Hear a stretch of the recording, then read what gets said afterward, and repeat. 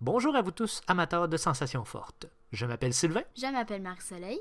Je m'appelle Edith et bienvenue à ce premier épisode des archives de Les mains dans les airs.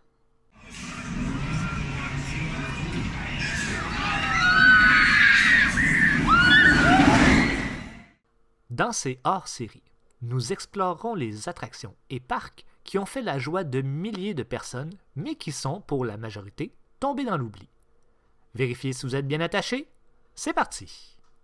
Si je vous demande de me nommer les montagnes russes de la ville de Québec, vous me parlerez sans aucun doute de celles que l'on retrouve aux galeries de la capitale. Et vous aurez totalement raison. Mais saviez-vous que ce ne sont pas les seuls à avoir vu le jour dans la vieille capitale?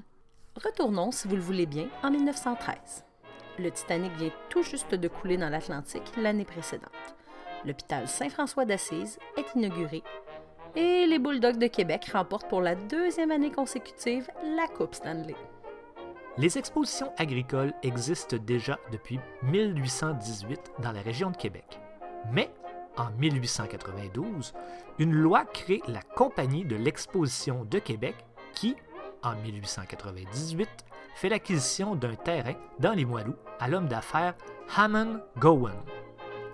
En 1912, la Ville de Québec achète la dite Compagnie de l'Exposition pour créer la Commission de l'Exposition provinciale, une structure administrative plus solide permettant de tenir une exposition de qualité à chaque année. L'année suivante, en 1913, on se prépare pour la deuxième exposition provinciale à Québec, qui aura lieu du 23 août au 2 septembre. Forte de sa première édition, les organisateurs veulent en mettre plein la vue. On fait construire le pavillon du transport, aujourd'hui le pavillon des arts, mais ce qui attirera particulièrement notre attention, c'est une montagne russe. Oui, vous m'avez bien entendu, il y avait une montagne russe à Québec en 1913. Achetée pour la rondelette somme de 10 000 $, équivalent à 232 000 aujourd'hui, elle est construite par la T.M. Horton Company, alors propriétaire du Westview Park de Pittsburgh. Nos recherches nous ont permis de retracer certaines informations concernant cet achat, mais certains blancs resteront un jour à remplir. Selon certains articles de journaux, la montagne russe aurait été achetée de la Canadian National Exhibition de Toronto. Sur le site web Coaster Enthusiast of Canada, nous avons retrouvé la mention d'une montagne russe nommée le Royal George Scenic Railway, qui avait été en opération de 1907 à 1912 à Toronto, dont les designers seraient messieurs Horton ainsi que l'un ou plusieurs des frères Vettel, alors réputés dans le monde des parcs d'amusement. Nous avons communiqué avec le CNE pour confirmer le tout. Malheureusement, aucune information à ce sujet n'a pu être trouvée. Puisque, comme vous le verrez plus tard, on parlera de vieux bois et de bois neuf, il est fort probable que la montagne russe de Québec et de Toronto ne soit qu'une seule et même attraction. En 1913, le terme généralement utilisé pour ces impressionnantes structures était le convoi aérien, plutôt que montagne russe. Le chantier prend donc forme sous la supervision de l'un des frères Vettel. Le circuit de 1500 pieds s'étendait sur une parcelle de terrain de 800 pieds.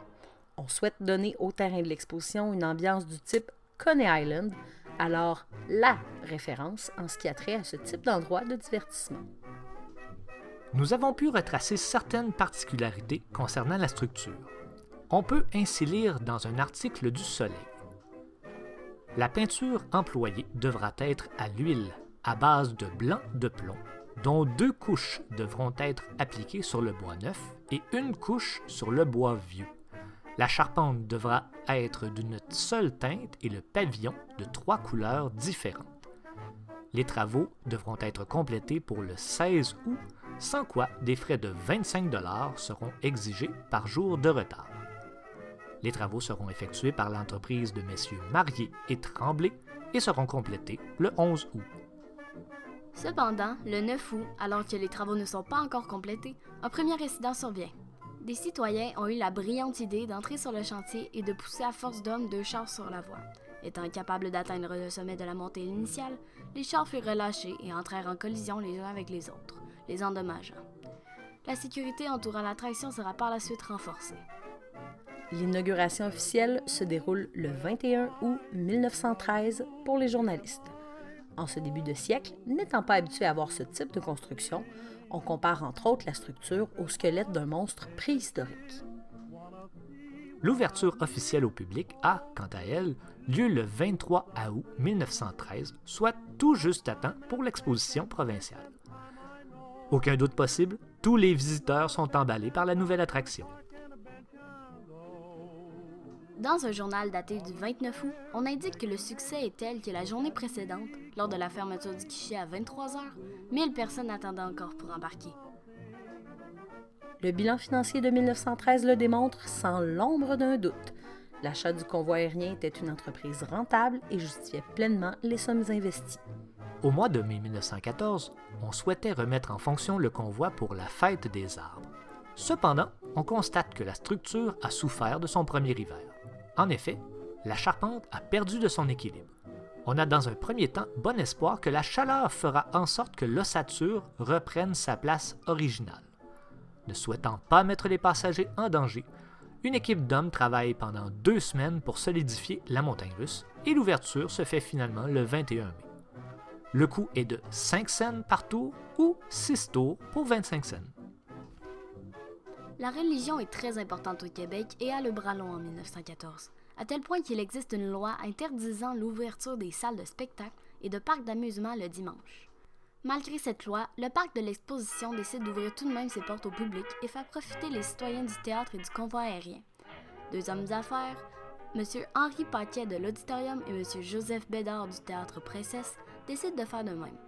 Si la commission de l'exposition provinciale se permet des passe-droits, pourquoi eux ne pourraient pas en faire de même? S'en suivra un bras de fer entre les autorités municipales, les gestionnaires de la commission et les propriétaires de théâtre. Au mois de juillet de la même année, de nouvelles pièces doivent être changées sur le convoi qui n'a pas encore passé le cap de la première année de vie. La commission se fait rassurante dans les journaux. La Première Guerre mondiale étant officiellement déclarée, la traditionnelle exposition annuelle prend la forme de grands carnavals patriotiques pour cette même année.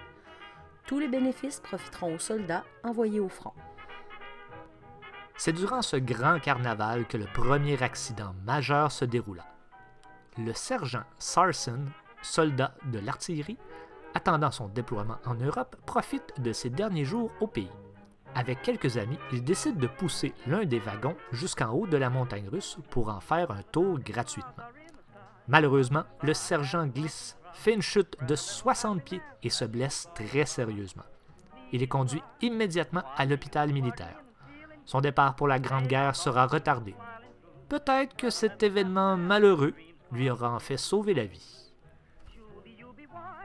En septembre 1915, un homme que personne ne semblait connaître décida de se lever dans la voiture du convoi aérien alors que celui-ci effectuait la grande courbe à l'extrémité de la montagne russe. L'homme fit une chute de 25 pieds. Plusieurs passagers pensèrent qu'il avait été tué sur le coup, mais l'homme se releva de lui-même. Il fut conduit au poste de police du terrain de l'exposition. Mais avant que le docteur Jolicoeur, alors juge pour les courses de chevaux, n'ait eu le temps d'arriver, l'homme avait disparu. L'identité de l'homme ne fut jamais connue. Autre accident grave. En juillet 1918, un jeune homme du nom de Jacques décida avec ses amis de jouer à un jeu dangereux. En effet, leur défi consistait à sortir de la voiture du convoi, à se balancer sur les côtés, puis à réembarquer avant d'arriver à la fin du tour. Arriva ce qui devait arriver. Jacques tomba de la montagne russe, mais heureusement pour lui, il ne subit qu'une luxation du poignet. Novembre 1918, une terrible tempête s'abat sur la ville de Québec. Les citoyens habitant près du parc de l'Exposition entendent un grand vacarme. Une partie des montagnes russes, plus exactement la courbe à l'extrémité du trajet, venait de s'effondrer sous la force du vent. La commission entra en contact avec M. Harton de Pittsburgh qui avait construit l'attraction. Celui-ci leur apprit que la même chose était arrivée par le passé à Toronto et à Glen Island, près de New York. On décida de reconstruire la partie détruite car les revenus de 25 000 $ en 5 ans, attribués uniquement à la montagne russe, et ce, malgré la Grande Guerre, valaient amplement l'investissement. Août 1921, un jeune homme de 24 ans du nom d'Évariste Labadie, qui a pris quelques verres de trop, décide de faire son brave et de se lever debout pendant le trajet de la montagne russe. Dois-je vous rappeler que les mesures de sécurité n'étaient pas les mêmes autrefois? Encore une fois, comme cela était déjà arrivé, l'homme tombe en bas de la voiture lorsque celle-ci arrive à la courbe en bout de piste. Très gravement blessé, il est transporté par ambulance jusqu'à l'Hôtel-Dieu. M. Labadie fut par la suite paralysé des 2 jambes. Il décide de poursuivre les autorités de la Ville de Québec pour un montant de 20 000 $, équivalent à environ 280 000 $ aujourd'hui. On les accuse entre autres de faire la vente de boissons alcoolisées et de permettre d'embarquer dans le convoi aérien par la suite. Le jeune homme décédera en septembre des suites de ses blessures. Le coroner conclura une mort accidentelle et personne ne fut blâmé pour l'événement. En 1924, la commission de l'exposition provinciale vend à messieurs Uzel et Pierce, 2 Américains, le droit d'exploiter la montagne russe. On parle alors de la possibilité de la démolir pour en construire une plus moderne. Juin 1925, 2 jeunes adolescents de Stadacona, de 14 et 16 ans, subissent un procès et sont condamnés à 5 années d'école de réforme. Leur crime?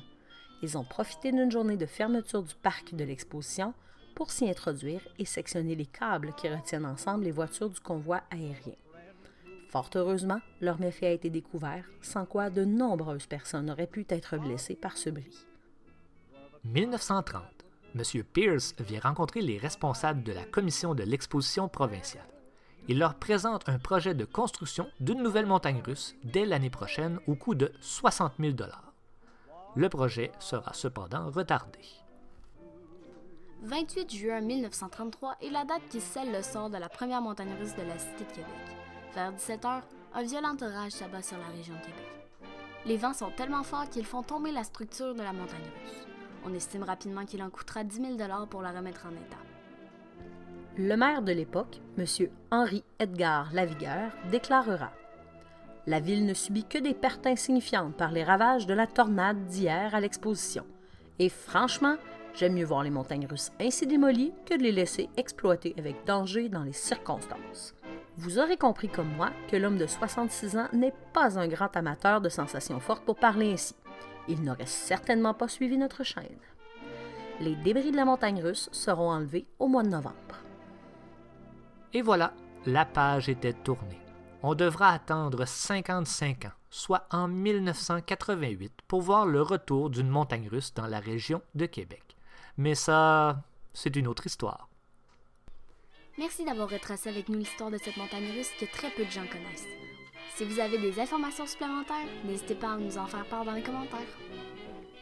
N'oubliez pas de laisser un petit pouce bleu, d'aller voir nos autres capsules et de vous abonner à la chaîne si le contenu vous intéresse. D'ici à notre prochaine capsule, portez-vous bien et n'oubliez pas de garder les mains dans les airs.